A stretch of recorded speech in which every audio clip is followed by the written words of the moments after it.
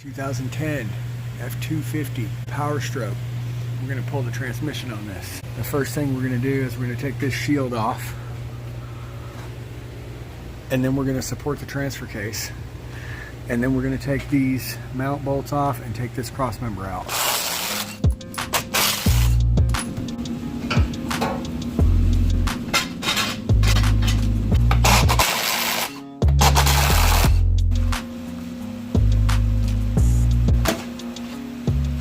Alright, now the cross member comes off.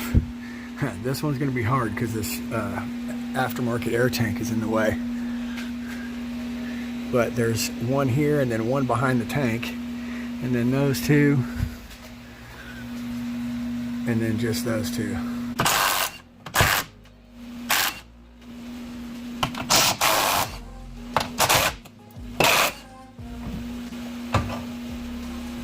Alright, after you got that stuff off, next up, the hardest part of the job, getting this starter out.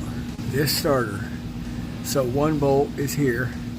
Okay, there's one right there you can see. And then there's one all the way up back behind here. Right here, my finger's on it. It's all the way back behind here. And you gotta, it's a pain. It's the worst part of this whole job. The one on the back here, I'll show you what I put together to get that out. All right, so this is my contraption. Wobble with some electrical tape around it, 13 millimeter, and you get up in there like this, and you can just get a little short ratchet. That's what I use to get that top bolt out. All right, after you get the bolts out and it's back out of the way, the problem is it does not come out far enough to clear. I don't know if you can see this. It doesn't come out far enough to clear the hole. I mean, you can push it back, but it's hitting the motor mount up there.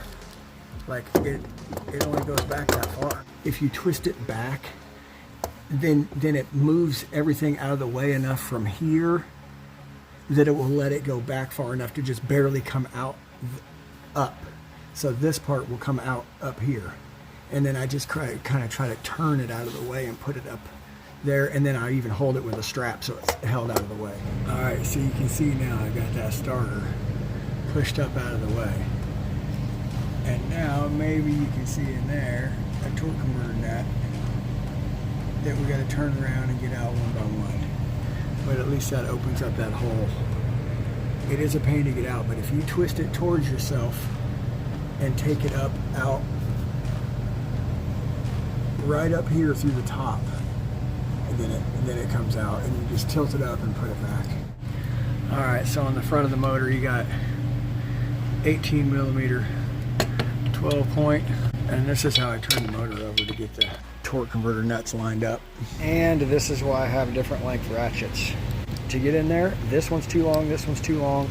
This is the one I have to use to get into that spot. All right, after you get the starter and all the nuts off, it's a cakewalk. So the next thing, drive shafts are gonna come off. Front and rear drive shaft. Then this mount's gonna come off. Then the transfer case, then I'll put a jack here, then I'll take the transfer case off, and then just unhook a few things over here, connector, this linkage, and the cooler lines. And then there's one bolt that holds the dipstick in. And then it's just the belt housing bolts. All right, so if you've dealt with Ford drive shafts, this right here, 12 millimeter Sun-X socket, just for taking those drive shaft bolts out. So, it makes it a lot easier.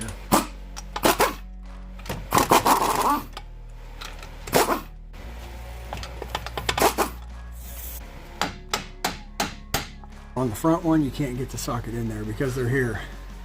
So I use a wrench to break these loose. Usually a ratchet wrench. If they're really tight, I don't use a ratchet wrench because it'll break the wrench. A regular wrench to break it loose, and then a ratchet wrench to take the rest of the way out. These 15/16ths, these are not rounded off. If you put an impact on here and you try to take those off, it's going to round it off every time. I do have a video showing a tool, that extractor that I use to get these out if they're rounded off. But we're gonna do this one without rounding them off to begin with. So when it's in two-wheel drive, this turns all the time. So I hold this with a pry bar.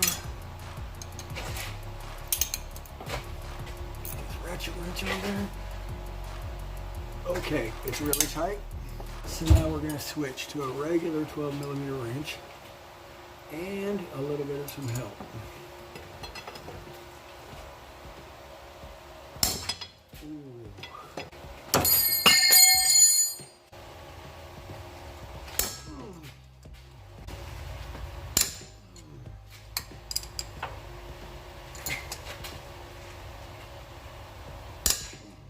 Alright, after you break them loose, you go back to the ratchet wrench.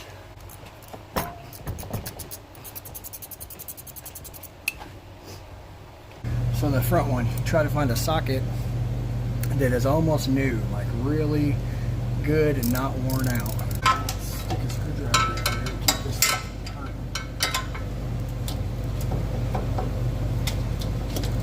That. And we'll put this up here, straight on there.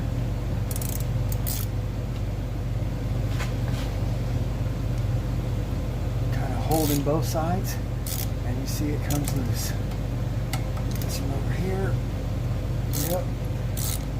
Now if you were to put an impact on those and try to take them off, it would instantly strip them out. After you get them broke loose,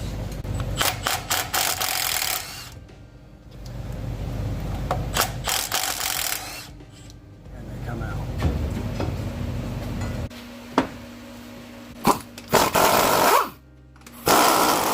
Alright, now that we got everything off, bolts wise, plug-in wise, here we go. Put the jack under the transmission and get the transfer case off. It's going to be these here, 13s all the way around.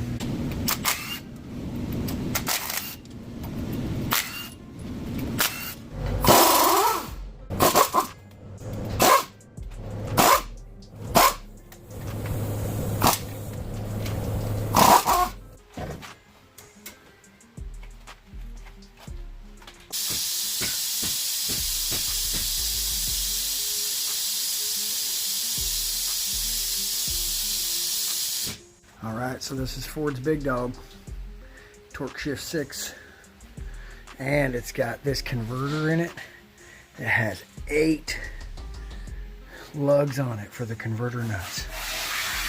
Just overkill in my opinion.